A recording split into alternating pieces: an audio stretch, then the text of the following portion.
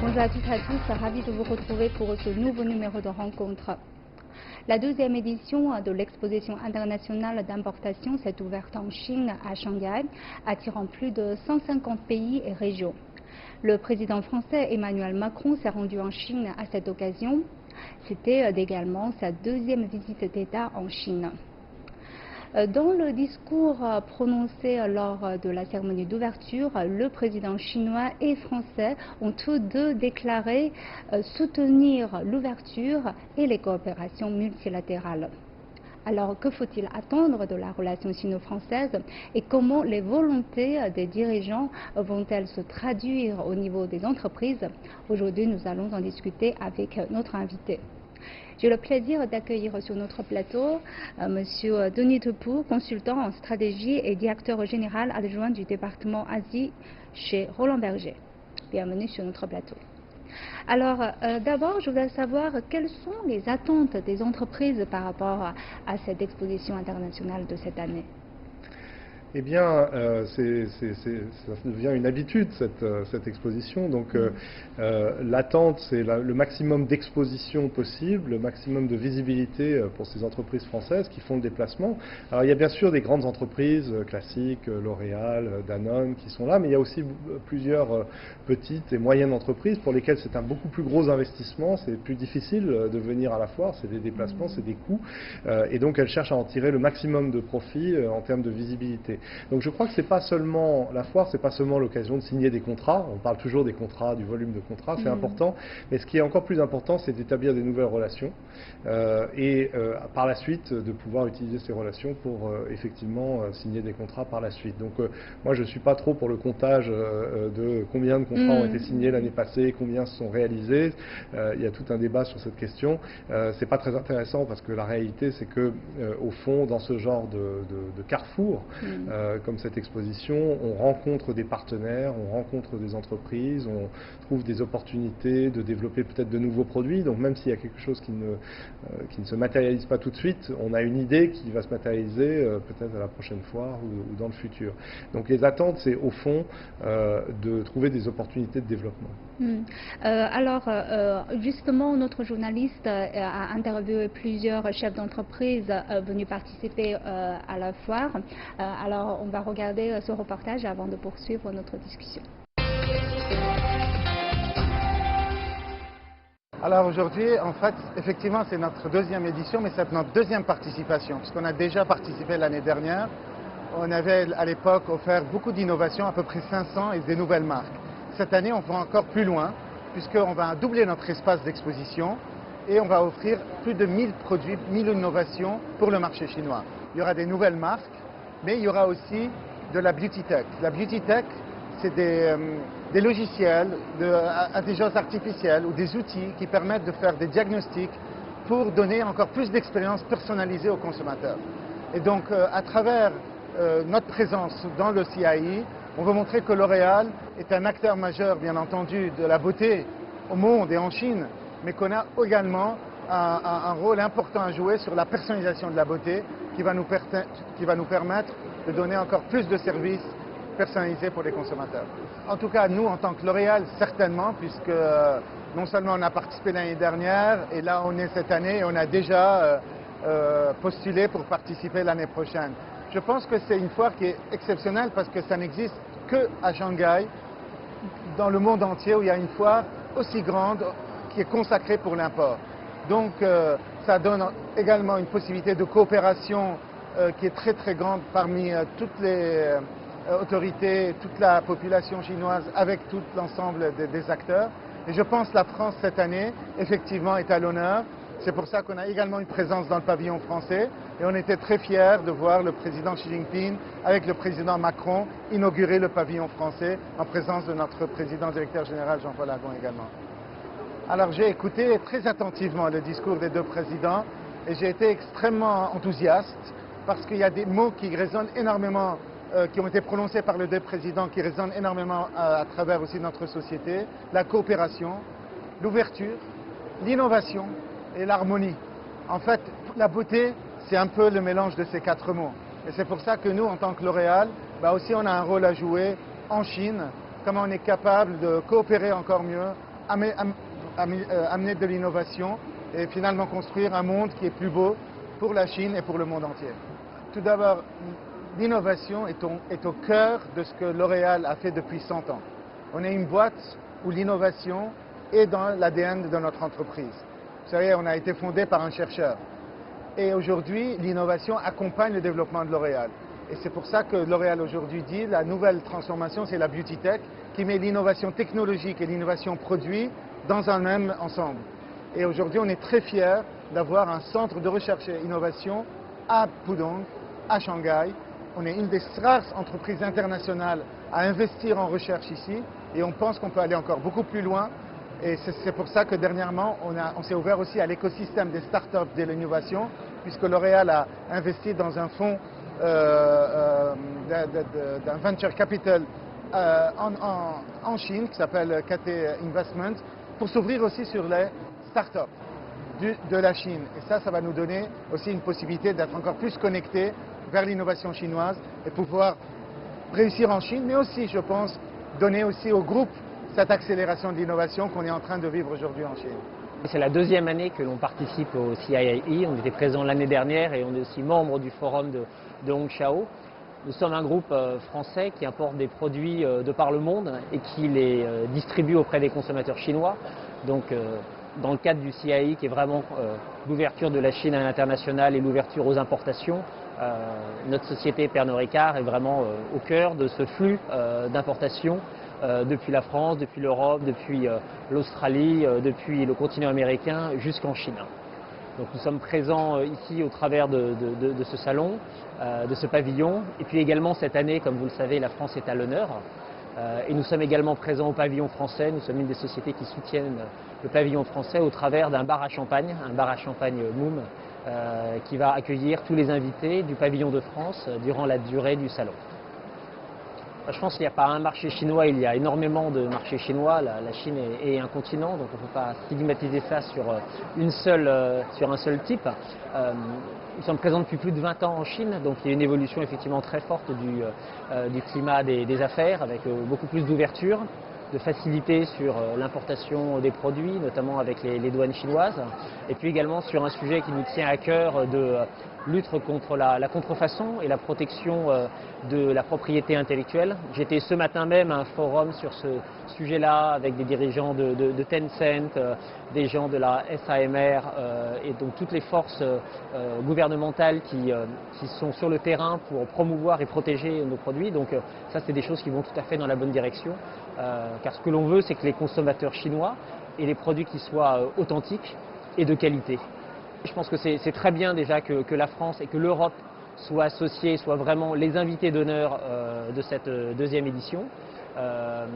La Chine est un pays très important pour la France, pour les vins et spiritueux, l'agroalimentaire, pour les Airbus, pour le luxe, mais également il y a beaucoup d'autres produits et services qui peuvent intéresser les consommateurs chinois. Donc je pense que c'est une très très bonne chose que la France puisse avoir son drapeau planté haut à l'occasion de ce CIIE.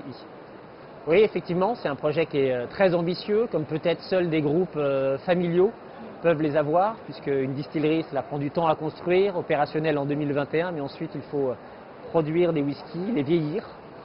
Donc c'est vraiment un engagement qui est très long terme sur la Chine, et notamment sur cette province du Sichuan, qui est très connue sur la production de spiritueux. Et nous sommes dans un lieu qui est assez magique, avec une eau totalement préservée, un lieu qui est au patrimoine mondial de l'humanité et entouré de temples. Donc nous allons apporter aux spirituels des spiritueux et essayer de construire vraiment un pont culturel entre la France et la Chine. Le cognac Martell est effectivement le produit qui est pour nous le plus important aujourd'hui dans la gamme et le plus consommé par les consommateurs chinois. Ensuite, il y a un vrai appétit de diversification, d'ouverture sur d'autres types de produits, d'autres modes de consommation, que ce soit sur des bars à cocktails avec des alcools blancs, que ce soit sur du vin. Donc je pense que les consommateurs chinois se sophistiquent énormément, connaissent beaucoup mieux les produits, l'origine, le savoir-faire, le no-tourisme ou le tourisme de spiritueux, venir sur les lieux de production fait vraiment partie des plateformes de développement des touristes individuels chinois. Donc je pense qu'effectivement c'est une diffusion de culture qui se fait à travers les vins et spiritueux. Certes, on les consomme en tant que produits, mais ils sont d'abord et avant là pour créer des moments de convivialité et de rencontre. C'est l'essence même de notre métier. Donc je pense que les jeunes consommateurs chinois ont aussi beaucoup d'appétit et d'appétence pour davantage de rencontres. En Chine, l'importation a ce rôle de driver un petit peu le marché vers du plus haut de gamme, pour répondre à des attentes plus élevées. Donc dans ce scope-là, je pense que c'est important. En plus de ça, il y a des certaines complémentarités. Et si on le vendait par exemple qu'en France ou qu'en Europe, peut-être qu'on n'aurait pas suffisamment la taille pour faire en sorte que ce soit un business viable. Je pense que la Chine apporte des opportunités de taille, de grandeur, qui sont exceptionnelles pour les produits haut de gamme. Le président Macron s'est exprimé plusieurs fois sur le fait que lui aussi croyait au multilatéralisme et ne croyait pas du tout au protectionnisme et au refermement des frontières. La France, comme la Chine, croit à un monde ouvert et d'ailleurs l'ouverture du monde a montré dans les 30 dernières années qu'elle permettait le développement économique de l'ensemble de la planète. Et c'est ça qui a permis dans de nombreux pays de sortir des centaines de millions d'habitants de la pauvreté et de développer le niveau économique général. Donc la France partage cette idée et la France sera certainement avec la Chine pour promouvoir cet échange, cette collaboration, cette coopération, cet échange entre les peuples. Parce que comme l'a dit le président ce matin, c'était très important. Ce n'est pas uniquement une question financière ou de business, c'est aussi une question de peuple, une question d'échange entre les peuples et de développement partagé.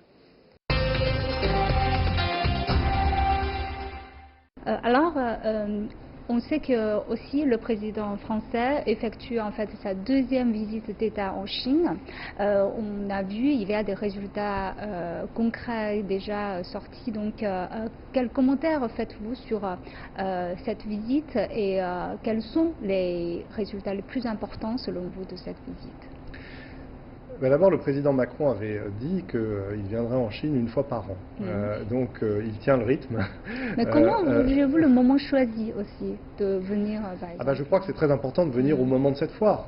Cette foire, c'est un moment très important. C'est un moment très important choisi par la Chine, son président et son gouvernement pour lancer un message en faveur du multilatéralisme, en faveur du commerce mondial, à un moment où on entend des messages très contraires venant en particulier des États-Unis. Donc c'est très important de choisir un moment politiquement important pour la Chine et pour venir apporter le soutien de la France à cet engagement en faveur du multilatéralisme. Il y a eu des discussions hier sur la réforme de l'Organisation mondiale du commerce. C'est un sujet sur lequel l'Europe et la Chine doivent emmener le monde et c'est un sujet sur lequel la France, à l'intérieur de l'Europe, a aussi un certain leadership. Donc je crois que le moment est bien choisi. Il vaut mieux choisir un moment politiquement important qu'un autre moment. Mais quels sont les résultats les plus importants selon vous à l'issue de cette visite? Alors il y a des résultats d'affaires. Donc j'ai lu ou entendu le chiffre de 15 milliards d'euros de contrats signés. Encore une fois, c'est toujours les contrats ne sont pas le plus important. C'est pas le plus important, mais enfin c'est quand même important pour les entreprises qui ont réussi à signer les contrats. Souvent les contrats ils sont prêts à être signés avant ou après, mais ce genre d'échéance permet d'avancer, soit pour signer un contrat, soit parfois sans rien signer. Donc on n'en parle pas, mais c'est l'occasion de rencontres, c'est l'occasion d'un soutien politique. Donc ça c'est très important, c'est un résultat invisible en fait de ce genre de visite d'État, c'est qu'on fait avancer certains problèmes, on fait avancer certaines discussions, on obtient un consensus politique sur un sujet qui va par la suite effectivement apporter des nouvelles relations. Un sujet qui était sur la table depuis longtemps, c'est les importations de bœuf ou la reprise des importations de bœuf français en Chine. Alors c'est peut-être une toute petite partie du commerce bilatéral entre la Chine et la France, mais c'est important parce que c'est le retour d'un produit de qualité qui va pouvoir être apprécié par les consommateurs, chinois. Donc il y a des sujets comme ça, il y en a plein. Certains sont visibles, certains sont invisibles. C'est aussi important, cette visite d'État, dans le domaine du climat. Les États-Unis ont annoncé hier ou aujourd'hui qu'ils se retiraient de l'accord de Paris. Rien de nouveau, mais ils ont fait la démarche administrative qui permet de le faire, qui va aboutir d'ailleurs aux États-Unis quittant l'accord de Paris le lendemain de l'investiture du prochain président des États-Unis, dont on verra bien de qui il s'agit. Donc c'est un geste très symbolique et très négatif de la part des États-Unis. C'est très important que la France, qui est à la pointe de la lutte contre le changement climatique, montre son engagement et le fasse avec la Chine, à la fois parce que c'est une question de leadership global, mais aussi parce que la France a beaucoup à offrir en termes de technologie dans le domaine de la transition énergétique, avec des fleurons français que sont EDF, Engie, Suez, Schneider, enfin de nombreuses sociétés, Veolia, qui peuvent apporter des solutions technologiques, peuvent apporter des services, peuvent coopérer avec des villes chinoises, avec des industriels chinois. Et donc pour moi, le message conjoint de la Chine et de la France à l'occasion de cette visite d'État sur le changement climatique, c'est sans doute un des résultats très importants en amont des engagements qui vont devoir être pris par tous les pays membres de l'accord de Paris pour 2030 et 2050. Il y a aussi un point très important que les deux présidents ont souligné lors du discours de la cérémonie d'ouverture, c'est l'ouverture. En fait, le président chinois a souligné que la Chine va encore ouvrir davantage son marché. Donc vous avez travaillé sur le marché chinois pendant très longtemps. Donc quels commentaires faites-vous sur l'état de lieu du marché chinois? Donc quels sont vos commentaires sur les mesures, par exemple le raccourcissement de la liste négative et toutes ces mesures avancées par le gouvernement chinois? Il est clair qu'il y a eu depuis quelques années, depuis en particulier le discours du président Xi Jinping au World Economic Forum à Davos, il y a eu une accélération de cette ouverture. C'est indéniable. Alors les esprits chagrins disent ça va pas assez vite, d'accord, mais ça s'est accéléré. On a vu la liste négative devient de plus en plus petite. Un certain nombre de plafonds sur la part des entreprises étrangères dans un certain nombre de secteurs ont été enlevés ou augmentés.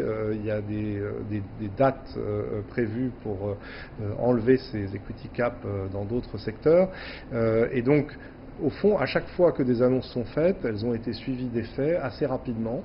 Et c'est important parce que un des griefs qu'on entend, par exemple dans l'enquête annuelle de la Chambre de commerce européenne auprès des entreprises européennes en Chine sur le climat de confiance des affaires en Chine, un des griefs, c'est que on a des annonces et puis la mise en œuvre dans le détail des réglementations, dans la pratique quotidienne des entreprises qui vont devoir obtenir des licences ou des permis pour faire des choses, cette mise en œuvre, elle est plus lente. Et je pense que ça s'accélère avec ces engagements répétés du président et du gouvernement chinois dans ce domaine. Et donc je pense que dans les 5 dernières années, on a une accélération de l'ouverture qui est indéniable et surtout on a un engagement permanent à la continuité de cette ouverture. Il y a encore beaucoup à faire. Je crois qu'avec l'Europe, un sujet très important, c'est l'accord global sur les investissements. Donc il y a eu de nombreux tours de négociation et dont on pense qu'il pourrait aboutir dans l'année qui vient. Ça sera un signe très fort sur la relation entre la Chine et l'Europe et ça permettra aussi aux entreprises européennes de réaliser plus facilement encore des investissements en Chine, ce qui est un sujet très important. C'est le sujet de la réciprocité. C'est au fond, le marché européen est très ouvert aux entreprises chinoises. Il faut que ce soit la même chose dans tous les secteurs et c'est de plus en plus le cas. Il y a encore quelques étapes à franchir. Alors on voit que le président français a dénoncé dans le discours à la cérémonie d'ouverture de l'action unilatérale et l'arme tarifaire et la loi du plus fort. Et il a aussi dit que la guerre commerciale ne fait que des perdants. Et côté chinois, le président chinois en fait a formulé des propositions pour la mondialisation. Par exemple, il a insisté sur l'ouverture, la coopération, l'innovation et partage. Donc, que pensez-vous de ces visions en fait? Parce que vous travaillez avec les entreprises vraiment avec eux. Donc, comment ce genre de volonté peut-elle se traduire vraiment au niveau des entreprises? Donc, quelle est votre vision sur l'ordre économique mondial? Il est très vrai qu'une guerre commerciale, ça ne fait que des perdants. Moi, je peux vous donner le point de vue des entreprises, qu'elles soient étrangères ou chinoises, avec lesquelles le cabinet Roland Berger travaille. Ces entreprises, elles souffrent de cette guerre commerciale. Et elles n'en souffrent pas simplement parce qu'elles payent des tarifs douaniers sur certains de leurs produits. Elles souffrent du climat d'incertitude qui est généré par cette guerre commerciale. Elle souffre du coût de transaction monstrueux qui est créé par la nécessité parfois de changer des routes commerciales, de changer des approvisionnements, de diversifier des fournisseurs. Depuis un an, c'est ça qu'on voit. Vous avez beaucoup d'entreprises étrangères qui sont présentes en Chine et qui doivent diversifier leurs approvisionnements pour éviter des tarifs depuis des approvisionnements américains, qui doivent basculer de la capacité de production qui était en Chine, temporairement ou malheureusement définitivement, la basculer vers d'autres pays, la rapprocher de certains marchés de destination. C'est un travail inutile.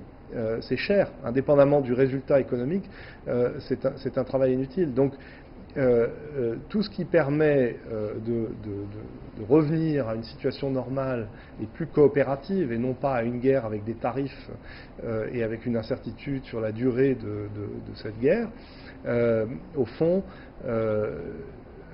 est favorable aux entreprises. Et ce n'est pas seulement les entreprises étrangères, ce sont aussi les entreprises chinoises.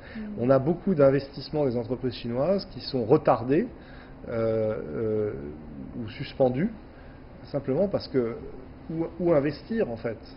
Quel est le bon choix de pays en fonction de l'établissement ou non de barrières douanières ou de tarifs? Donc la vision des entreprises, qu'elles soient chinoises ou étrangères, c'est qu'en effet, il faut de la certitude, il faut de la coopération, il faut des règles auxquelles on se tient, il faut se fixer des objectifs et puis travailler pour les obtenir. C'est tout le contraire d'une guerre sans objectif, ou avec des objectifs, disons, flous et ambigus, et qui créent de l'incertitude. Alors, on voit que cette année marque le 55e anniversaire de l'établissement diplomatique, l'établissement de la relation diplomatique entre la France et la Chine. Donc, vous avez observé l'évolution de la relation, surtout économique, entre la Chine et la France. Donc, quelle est, selon vous, la perspective de cette coopération dans l'avenir?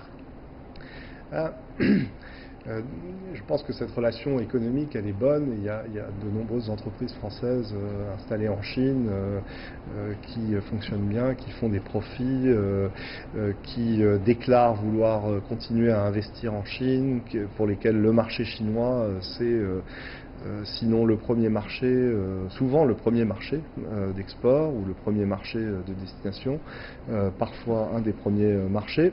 Donc cette relation économique, elle est excellente. Dans certains secteurs, comme le secteur de l'énergie, comme le secteur de l'environnement, où la Chine a des défis considérables à relever, la France, les entreprises françaises que j'ai citées précédemment, ont des technologies, des savoir-faire tout à fait uniques à apporter. Et ce n'est pas seulement des technologies, ce sont aussi des méthodologies, des façons de procurer des services, des modèles économiques, des modèles d'activité. Donc ce ne sont pas seulement des composants ou des machines ou des objets, c'est aussi des façons de travailler. Et donc ça c'est très important et ça ouvre des perspectives parce que ce défi existe. Le troisième point, c'est que ce marché chinois est tellement rapide, tellement innovant, a une telle soif d'innovation dans tous les domaines, que ce soit sur les domaines de la grande consommation pour les particuliers ou dans des domaines technologiques avec la modernisation de l'appareil productif chinois qui est un défi immense pour augmenter la productivité en Chine qui stagne, enfin pas seulement en Chine mais en particulier en Chine. Et donc la nouvelle façon de faire du business en Chine, c'est de se dire comment est-ce que je peux innover en Chine, comment est-ce que je peux utiliser mon savoir-faire pour innover en Chine pour le marché chinois, avec des nouveaux produits, avec des nouvelles approches, des nouveaux process, tout en utilisant par la suite ces innovations pour le reste du monde. Et donc là, on supprime un peu le débat sur les transferts de technologie. Non, la technologie, on la crée ici. Et je crois qu'on a des entreprises dans le secteur de la chimie, dans la pétrochimie, dans la chimie, dans le secteur de la pharmacie, qui en fait innovent en Chine. Et on a beaucoup d'entreprises françaises, en particulier dans le secteur de la pharmacie, dans le secteur de la chimie, dans le secteur de l'énergie, dans le secteur de l'environnement, dans l'électronique, dans les smart cities. On a des géants français leaders dans leur technologie mondialement et qui en fait créent de l'innovation ici en Chine pour le marché chinois et on verra ces innovations transférées au reste du monde par la suite. Alors je vous remercie M. Depou, merci pour vos analyses. Merci. Et je vous remercie d'avoir suivi notre discussion. À la prochaine.